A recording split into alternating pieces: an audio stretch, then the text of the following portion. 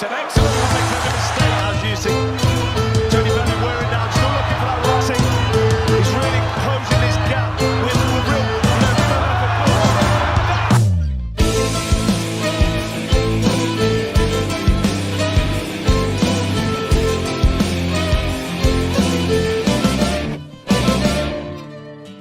Бийте барабани, сурміть, що є сили, неподільний край наш, віче так рішило.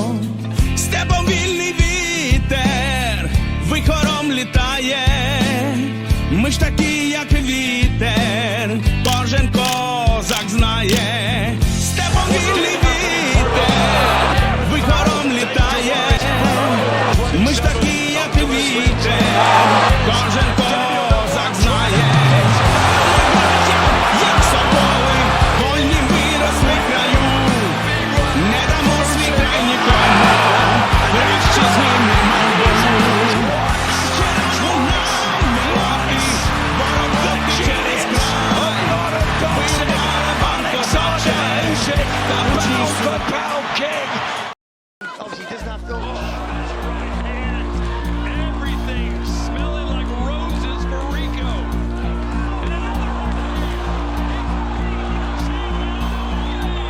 This has been incredibly impressive already. Far more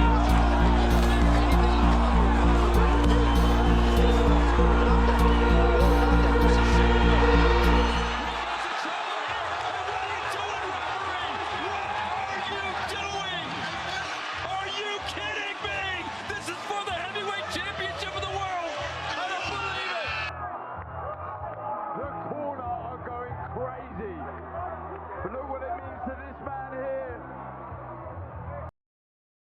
How do you honestly, accurately rate Oleksander Usyk? Because on one hand, there's a genuine argument that he could beat Muhammad Ali, but on the other hand, how do you rate a guy so highly after he just got outboxed by a kickboxer?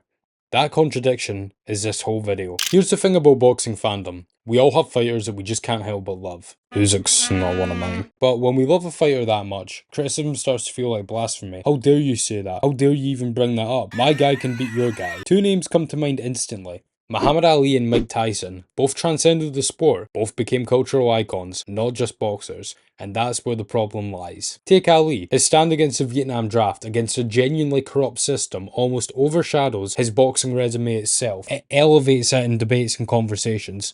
I know this because whenever I've had a conversation with an Ali fan, they always bring up the Vietnam War draft and the fact they stood up for his beliefs in corrupt America. Yes, all great things, but I'm talking about his boxing resume, not the politics. Nobody also wants to mention that Ali married a 17-year-old he started seeing when she was 16, and he was 25. And with Mike Tyson, how many people wave off his rape conviction with "the case was clearly biased"? This is the same man saying that the punch he threw against Robin Givens was the best punch ever thrown in his life. Is rape really that hard to believe about him? But I'm not here to demolish or dismantle either man's legacy, because this point is much simpler than that.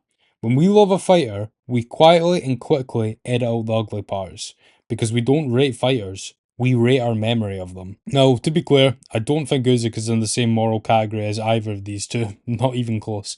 The only thing about him that genuinely sits wrong with me is the fact that he left his daughter in a war-torn country, sheltering from bombs, while he flew out to take a show fight in Egypt.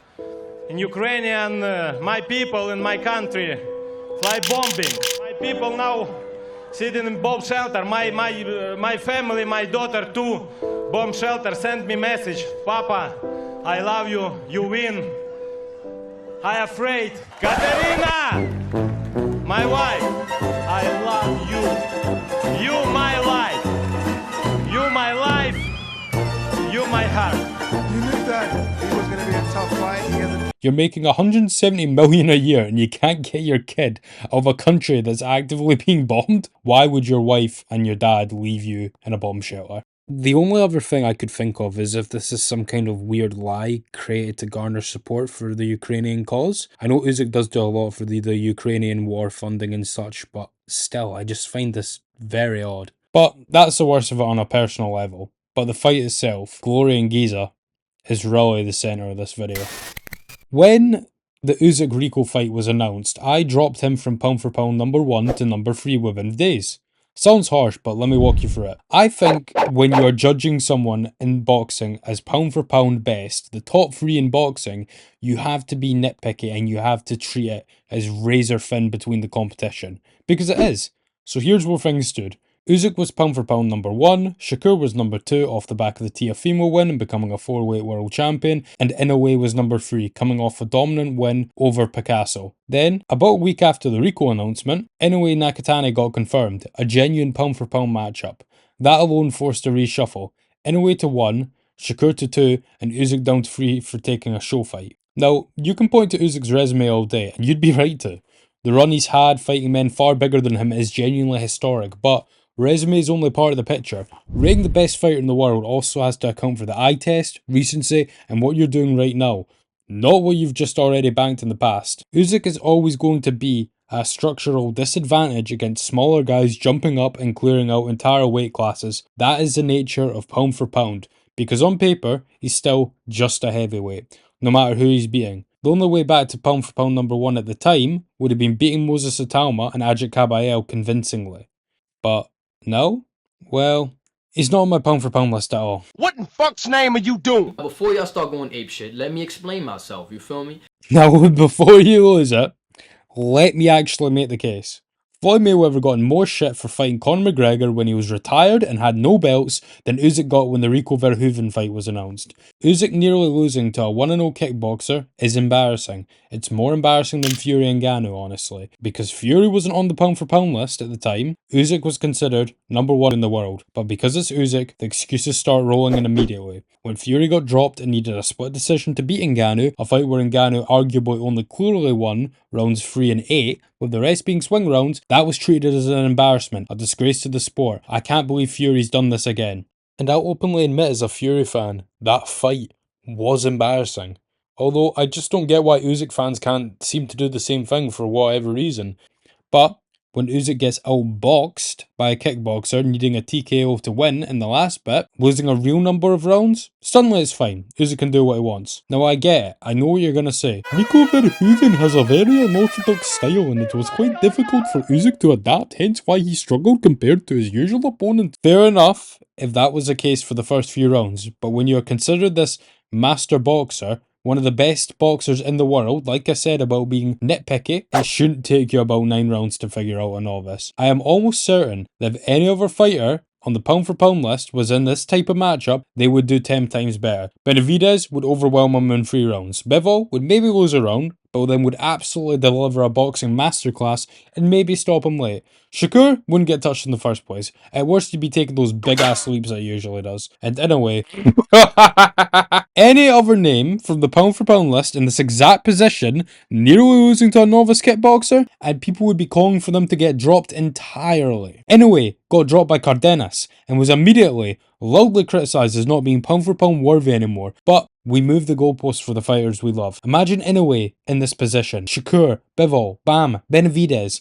The outrage would be instant and it would be everywhere. But boxing fans can't help it. Once a fighter reaches that legendary status in their heads, we stop being able to criticise them honestly. But here's the other half of that opening question, because I did say it and I meant it. There is a real argument Usyk could beat Muhammad Ali. Yes, after all the criticism I just talked about Usyk, despite all of this, I still would say that we would beat Muhammad Ali, and heck, I might dare say it's not even close. Can someone tell me one time Ali looked great against an exceptional southpaw in his career?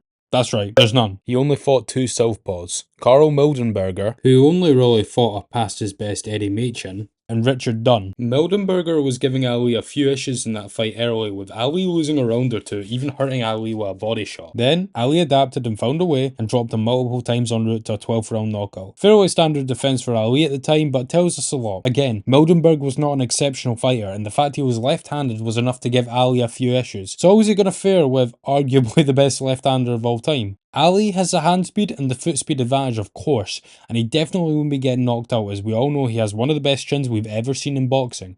Ali's sheer athleticism and talent done a lot for him in the 1960s, and it's also important to note that Ali's right hand was the deal breaker in both those fights against southpaws. However, what if he struggles to land it due to the mental fatigue Usyk is putting on him? Because despite that talent, it is well documented that Ali, while being gifted, also was known for doing many things wrong on a technical level. Hands down, chin high, crossed his legs, and I think he's just going to set himself up wrong against someone like Usyk. Usyk is going to be in his face, his angles will give Ali trouble, he's going to throw far more to the body, he's a much more mobile fighter, his output is better per round. An argument is to be made that he is a harder puncher considering he has hurt significantly heavier guys, and he technically does everything right in comparison to Ali. Give me a Usyk majority decision win, please. Thank you very much. I believe you completely bewilder Ali. Thank you. And if you disagree with me, well, that's fine, but keep in mind we are never going to accurately be able to find out. And I also have an Ali photo frame literally above my bed, along with a book and movie of his, so do keep in mind I do actually prefer Ali. However, I just don't look at these 60s, 70s fighters as levels above the competition now or as gods. But this is exactly why the Rico fight stings the way it does. You can't just, maybe beat the best fighter of all time and then nearly lose to an unranked kickboxer without it meaning something. With all of that said, Usyk is still a great fighter, and we can argue eras, we can argue resumes, but there's no denying he's someone both inside and outside boxing we can look at and take real inspiration from. But we can't let admiration for our idols shut down honest, unbiased conversation about them. And yeah, maybe I lean a little anti-Usyk in this video, and maybe that's my own bias creeping in. Double standards in the sport genuinely frustrate me. I try to hold every fighter to the same bar. It's like me with Shakur. I used to be a massive Shakur fan, until he started moving like Tank Davis, who's someone I criticise for catch weights rehydration clauses, which is now something that Shakur actively seems interested in. So I will hold him to that same bar as well. The win over Anthony Joshua that Usyk has is spectacular. The wins over Tyson Fury are triumphant. He walked into a division where he wasn't one of the big three and single-handedly took it apart, and maybe exposed a few in the process. But he's vacated the belts now. That tells you where he sees himself. The Rico fight clearly disrupted whatever free fight plan he had mapped out, and the fact that he's smart enough to recognise he's on the downside, that's worth respecting, not mocking. Especially considering some of these guys don't know when to stop. At the end of the day, he is nearly 40 years old, but I think we all got mesmerised by how he was taking these big guys out, despite being mid-30s, late 30s, that we kind of had this feeling that he was just going to last way longer than what he did, and we're now seeing age catch up to him. Heck, he's catching up to everyone in that division. It does annoy me a little bit that he's not going to rematch Rico, but at the end of the day, Rico's not really that important in the grand scheme of things in boxing, but it's just a little bit frustrating that this is going to be hanging over his career. But eras change, fighters have to move aside eventually and let the next generation get through. I wouldn't want to see Usyk take a show fight against Deontay Wilder, for example, with the belt still on the line, blocking someone else from finally getting the shot they've been chasing their whole career, which was honestly my main criticism for the Rico Verhoeven fight anyway, was that Usyk still had the belts. Because if you take the belts out of the equation, I don't really care whether these guys do show fights or not. But the premise of taking it away from someone who deserves it, that annoys me. But now that the belts are out of the picture, hey, why not? It'd be fun. Nothing but respect. But tomorrow, you see, he looks, he sees. If we get our cameraman to turn around.